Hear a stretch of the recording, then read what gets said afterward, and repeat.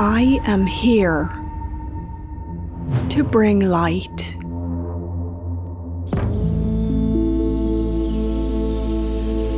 It's about healing. Mind, body, soul.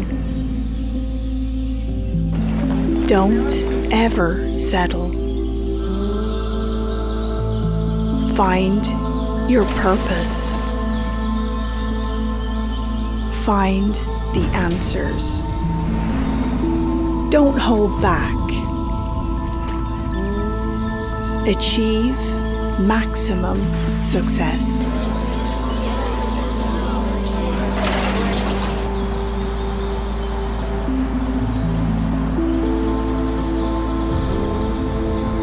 Book with me if you want to live.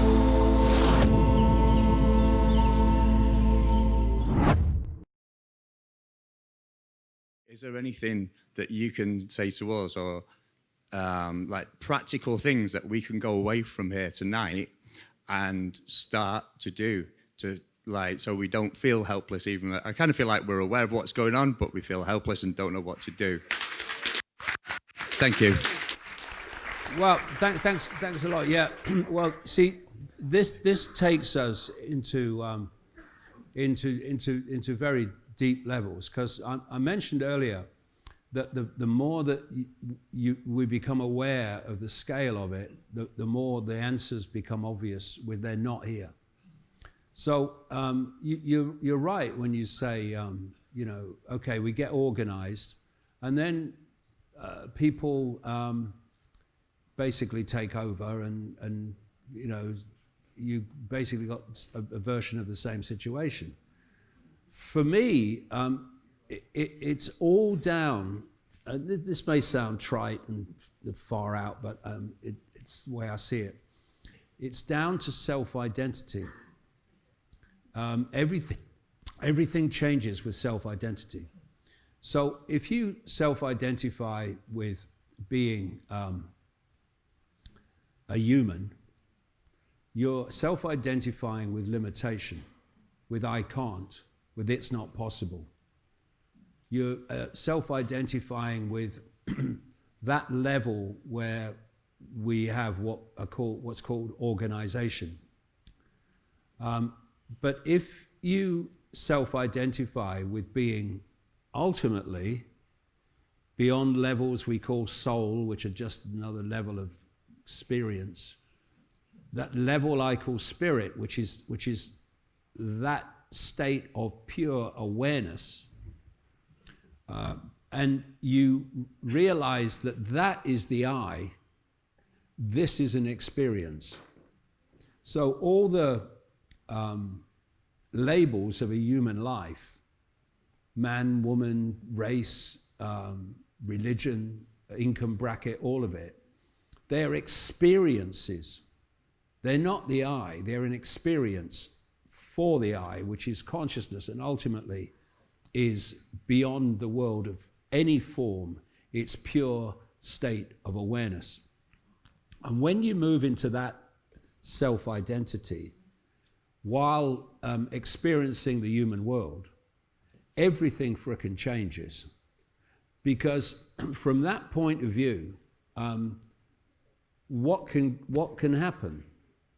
Okay, so if you do what you know to be right and refuse to cooperate, then what's going to happen? Authority is going to do what? To a human, it's like, oh my God, they'll do what? To that, who gives a shit? It's completely different. And the last book, the one before this one, is called The Dream, because this is a dream. It's an induced dream. And what I call the simulation is it's not a construct, it's an information source. It's like Wi-Fi. And this is decoding the Wi-Fi into the world we think we're experiencing.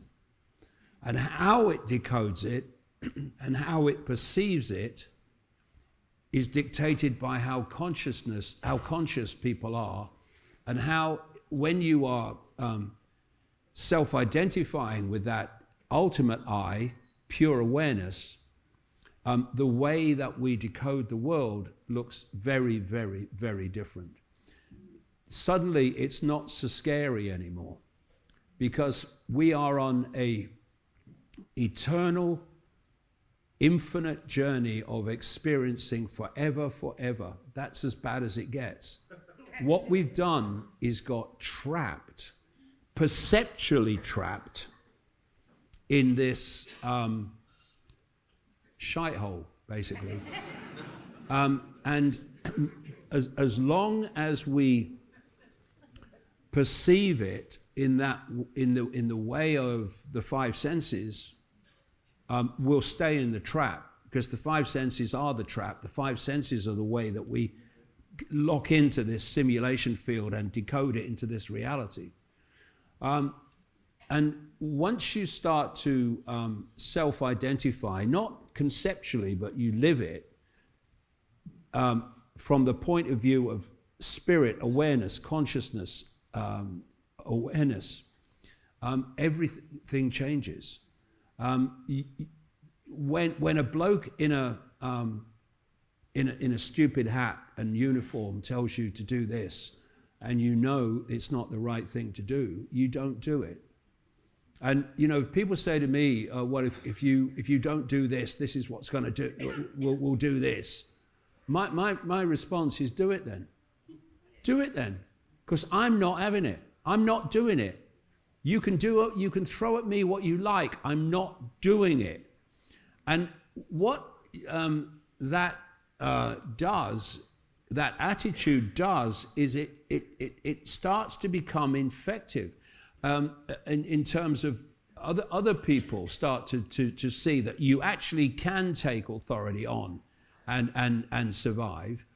And it also means we're entering, it's also relevant to the fact we're entering this point where, in terms of the five sense world, people are going to think, well, I've got nothing left to lose, because all these things are happening to me, to the world. What am I to lose in doing what I know to be right, which is not to accept this anymore and not to acquiesce to this anymore? And it's like instead of sort of organizing this and having a committee and someone taking minutes, this expansion of awareness, this expansion of realizing that this world is not what we think it is, of realizing that we are not who we're told we are. This is just the vehicle. It totally transforms the way you see the world and what you are prepared to do. And it's like a wave, and more people will start to see it. And if they don't, this will happen. But I'm not still doing this at the age of 72 because I think there's no hope at all. I'm doing it because if humanity will just awaken to its true I and let go the phantom self that we're told to believe is us, then what we are prepared to do will completely transform. Because all the limitations of the five senses, you've got to obey authority, what are the consequences of not, they all go. You suddenly don't give a damn except doing what you know to be right. And once you reach that point, the list of consequences disappear. When I'm deciding what I'm going to do and what I'm going to say, consequences never enter the equation, ever. Because when you reach that point where you're going to do what you know to be right, irrespective, and that's that point where you start to realize the true nature of self and the infinite nature of self, then suddenly you don't list consequences anymore. It's like, well, this is what I really think I should do. But what are the consequences of me not doing it? Well, the consequences will get long enough for you to say, I'd like to do it, but not that badly. Thank you very much. But once you go into this other level of self-identity, this infinite I instead of the phantom I, suddenly you don't even consider consequences. Or I'm not talking about the consequences of, I walk in front of a truck, I know what the consequences are going to be. Not that. I mean the consequences of doing what you know to be right. And it becomes, it's like, apart from actually organizing the actual, this is where we're going to meet in those COVID marches, there was no other organization. It just people turning up to do what they believe to be right and doing it. And that's, for me, how this is going to transform. It's going to transform by people transforming themselves and collectively becoming that wave of transformation that says, I'm not intimidated anymore. I'm all that is, has been, and ever can be. What is there to be intimidated by? Well, we'll kill you. We'll do it then. I'll send you a bloody postcard, mate. Because, you're saying that I'm going to no longer be in this world. Okay, fine. Okay, I'll be in another one. And I'll probably thank you. But that's it, because this is the other thing about self-identity and keeping from us the nature of reality is we are controlled massively by fear of the unknown. The more this can keep this in a state of ignorance, the more this has unknown to worry about. And once you are in the realm of fearing the unknown, you're in the realm of fearing the biggest unknown, which is death.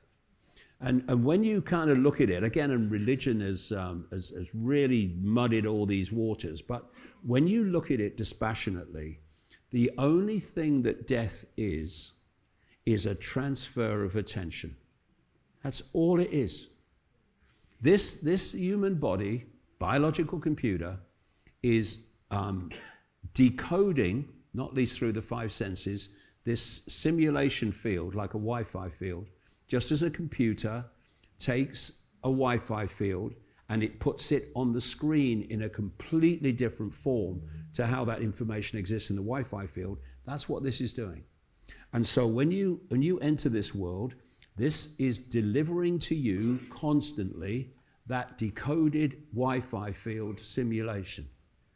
What happens at death is not that we die, consciousness doesn't die, it's that this vehicle that has been delivering this reality to you, so you believe it's real, ceases to function.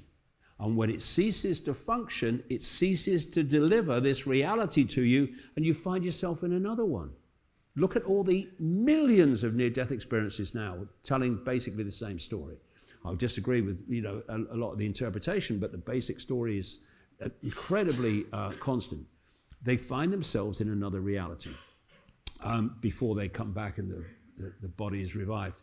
And that's because this stops delivering this reality to them, and they found themselves in another reality, which means that they've been in the other reality all along.